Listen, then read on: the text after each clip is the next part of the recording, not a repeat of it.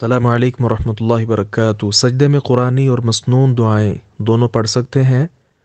فرض نماز اور سنت نماز دونوں کے سجدوں میں پڑھ سکتے ہیں؟ وعلیکم السلام ورحمۃ اللہ وبرکاتہ۔ رکوع و سجود میں مسنون دعائیں جو ہیں وہ تو پڑھی جا سکتی ہیں، اس میں تو کسی کا کوئی اختلاف بھی نہیں ہے۔ اصل اختلاف یہاں یہ ہے کہ قرآنی دعائیں رکوع اور سجدے کی حالت میں پڑھی جا سکتی ہیں کہ نہیں۔ واللہ عالم، بعض اہل علم یہ کہتے ہیں کہ قرآن کریم کی یہ آیات بطور دعا پڑھی جا سکتی ہیں، لیکن ہمیں یہ بات سمجھ نہیں آتی، کیونکہ نبی صلی اللہ علیہ وسلم نے یہ فرمایا ہے، نہیت ان اقرأ القرآن راکعا او ساجدا، او کما قال صلی اللہ علیہ وسلم، مجھے منع کیا گیا ہے کہ میں رکوع اور سجدے کی حالت میں قرآن کریم پڑھوں۔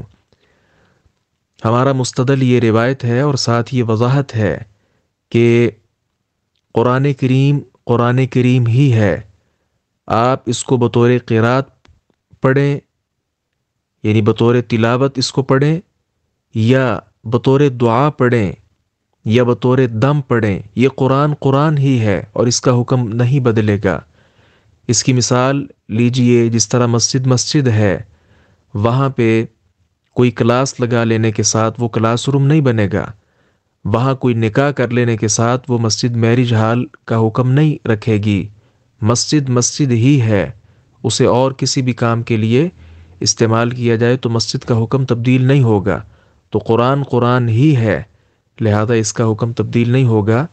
مثال رب ارحمہما کما ربیانی صغیرہ ہے، کوئی اپنے والدین کے لیے دعا کرنا چاہتا ہے تو وہ نماز میں رکوع اور سجدے کی حالت میں نہ کرے۔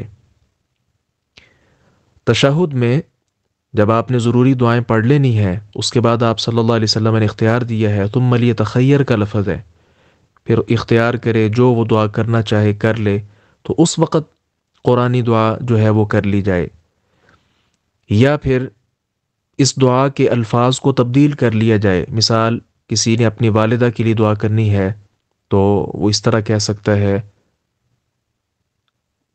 رب ارحم امی کما رحمتنی صغیرہ، پھر یہ قرآنی الفاظ نہیں رہ جائیں گے۔